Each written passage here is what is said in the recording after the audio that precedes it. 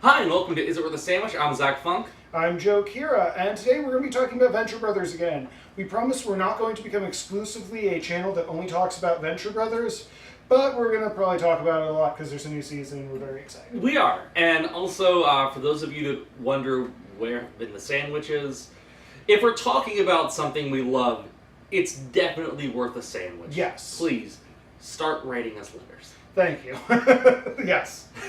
We're going to kind of talk about episodes 2 and 3 of the new season and just kind of what comes up around there. I kind of think it's funny that we, for the most part, before we saw the episode, covered what happened in episode 2 before. Yeah, that was like, and it was so funny. Like you had mentioned, like, hey, Go Clear did an article about how Wide Whale and Dr. Dugong are brothers. I'm like, yeah, I realized that. Mm-hmm. Like again, it's one of those things where if you follow the clues, everything is there. And oftentimes that stuff is just going to be just staring you dead in the face, and you're not going to see it until you get that last little bit of a clue. Like, basically at this point, not 100% confirmed, because nothing is ever 100%, that Doc and the Monarch are half-brothers. Yeah.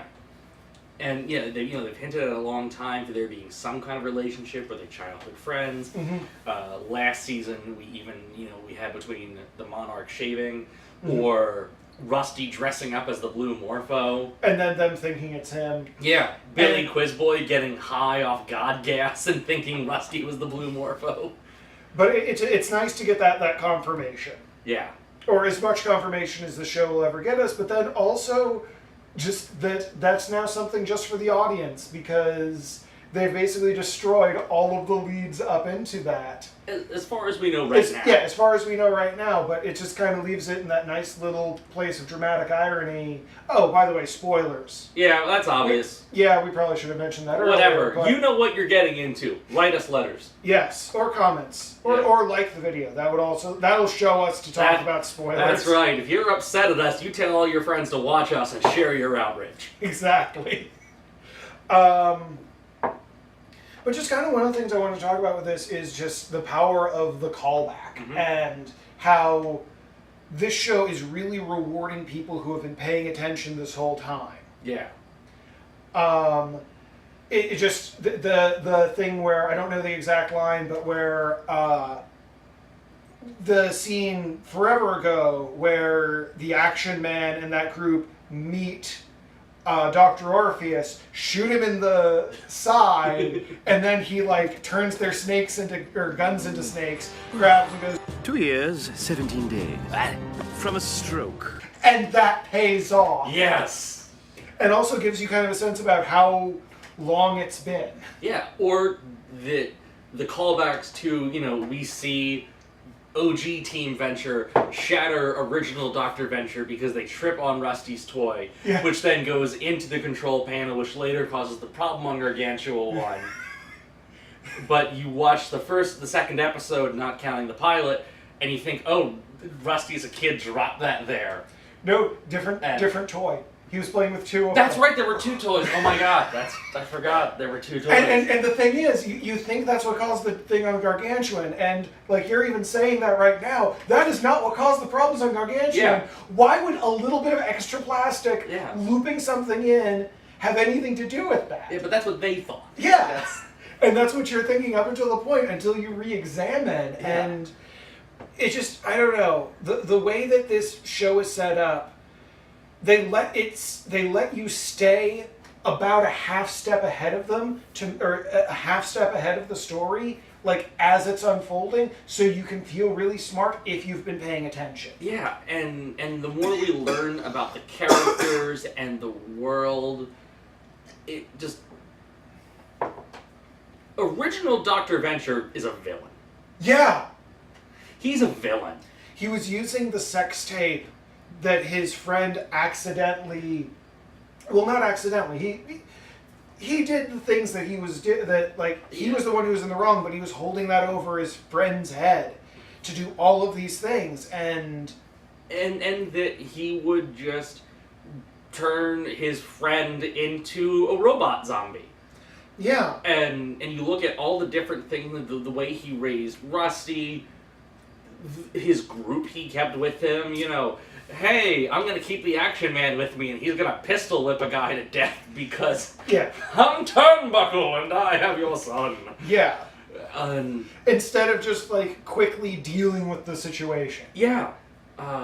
Also, thinking of villains, it's again the idea of the callback. Was it season 2 or 3? We learned that the Guild of Calamitous Intent was originally just a bunch of musicians. Yeah. And as the show goes on, we get more and more. This new episode 3, we learn Freddie Mercury hung out and was a supervillain. Yeah. Well, and just the idea that Red Mantle and Dragoon are Billie Holiday and the Big Bopper. Not Billie Holiday. Billie Holiday was a woman. Oh no, who is it? Billie something.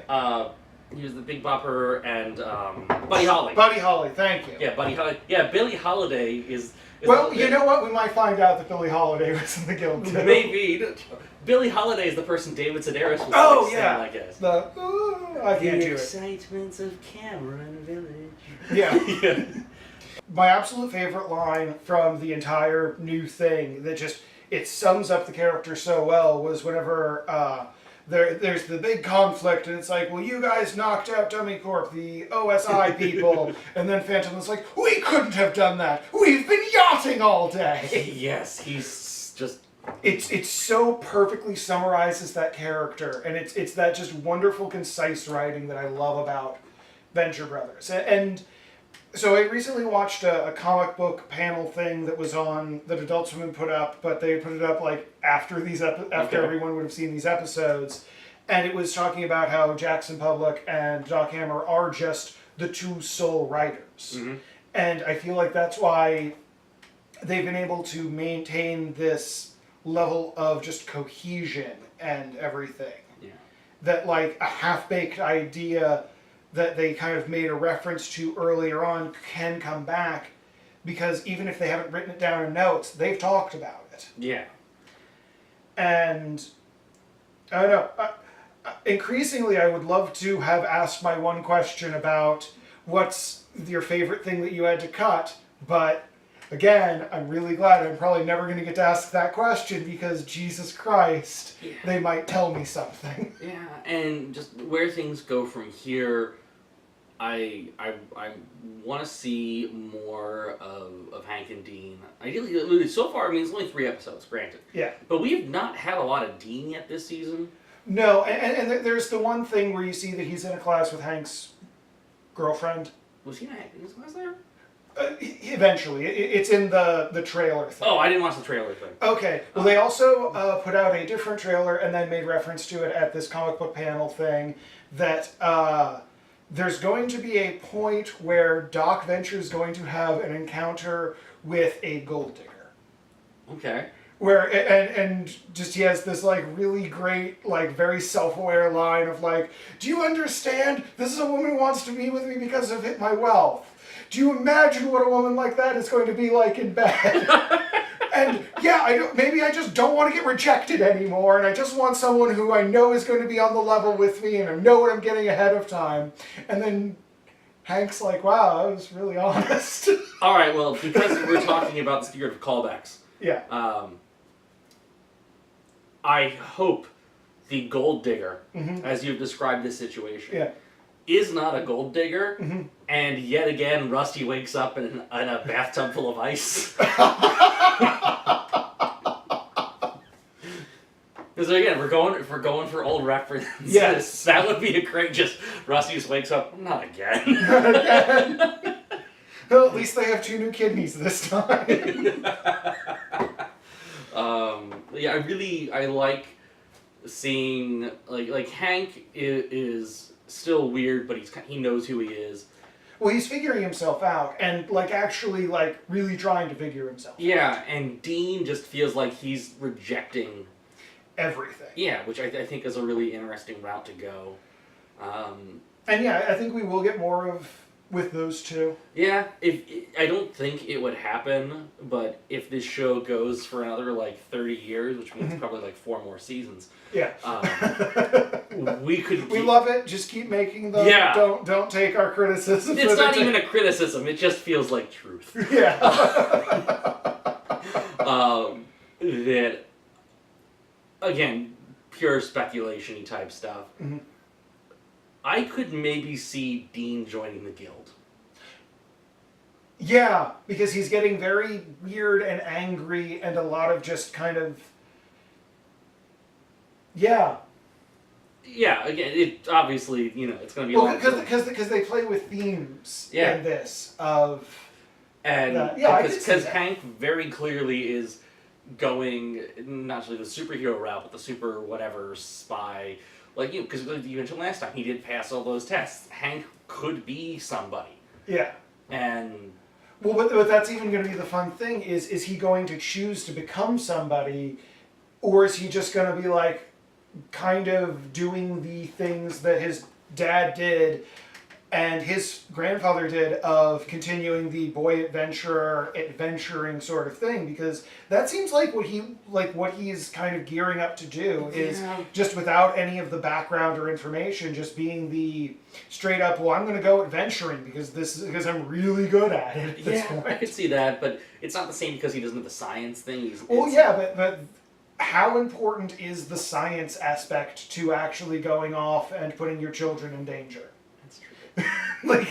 like, is it really that important that you're like, oh, well, I understand this thing of the Mesozoic era thing of dinosaurs, and it's like, or, that's a dinosaur, shoot it, boy! Oh my god, I'm just imagining Hank as a parent. Yeah. Because he brought that idea up. And, first of all, Hank, congratulations on getting your shirt off and having sex. Yeah. Also, there's so many things that could come back, and I want to see the John Benjamin Ancient one at least one more time. Yeah. I'm hoping that them moving to Doctor Strange's house maybe gets us that. Well, yeah, that, and it's also going to be then, okay, we're probably going to get an Order of the Triad episode. You would hope so. I love the Order of the Triad so much. Because they try so hard. They do. And they're fun characters, and it's really neat to see just kind of what they're doing. Yeah, the show has so many, like we said before, there are so many side characters that really could have their own series. Yeah. And also, I had a realization, another shout out to a non-viewer. Clancy Brown. I'm sorry I called you Yancey Brown last episode. I blame that on Joe. Yes, I do often get things wrong. Yeah, and just if I'm near him, as a joke for our special viewer Derek, Yancey. Alright, so, we've wrapped up the Blue Morpho trilogy, and at the end there, the Monarch, Malcolm, that just made me happy that we got that one little bit of recognition. Sheila and Malcolm. How, what's going to happen to him at this point? Well... at this point, he has been elevated that he killed Dr. Venture, and he stopped the Blue Morpho, and I'm going to put it this way. Dr. Mrs. the Monarch, not going to rat out the Monarch. Of course not. Red Death doesn't really care. Yeah. He got his seat on the council and sort of owes that to Dr. Girlfriend. Doesn't care. Why? Well, oh my god, I have something over you that I can destroy you with. I'm not going to turn you in right now. It wouldn't get me anything. Yeah. So, Monarch's gonna get away with this. Yeah, and I think Monarch's gonna be on the council. Yeah. I want to see more of the new council. We saw the Stab Girl, I think they called her, floating in space. I'm curious if any other villains besides Red Death survived the Gargantua 1 incident. Well, the 8-bit head guy. Yeah, he did. I don't know. I want to see more of Laugh Riot. Yeah. Because I thought that was just a perfect amalgamation of the Joker and the comedian. Oh, again, from the comic book panel thing, they brought in there's going to be a new villain that's kind of like a weird shape changer person who might be on the council, might not, who knows, who is voiced by Mark Hamill. Nice! And people were like, oh, well, is he basically made another Joker? And it's like, no, he turned into a Jack-in-the-Box because he's sort of like a changeling weird thing. Alright, I wonder... Oh, okay, now, because we're going to have another shapeshifter. Let's just get it out of there ahead of time. In what way is this new shapeshifter related to the Sovereign? I don't know. It might be, it might not be. Who knows? And geez, even just like thinking about the Sovereign and just what an interesting arc that was about just some guy who wanted to be anybody but himself. Yeah. And how that ends up being kind of the thesis for a lot of the show. Yeah, because that sums up who the Monarch is. That sums up who Dr. Venture is. Not really the boys, but just like a lot of the main people want to be anybody but themselves. Yeah. You know, if you look at your core cast, Brock really is the only one that I think is total, and even then he starts to have his doubts about some of his violence. Yeah. But, you know, the Order of the Triad wants to be taken seriously. Mm-hmm. Everybody wants to be... Just, it's so neat that I just put that together right now in front of you guys, of just like, wow, that was such a neat thing of just like the show basically being summed up right there. Yeah. Wow, that's a good place to end. That is. Da, da, da, da, da, da.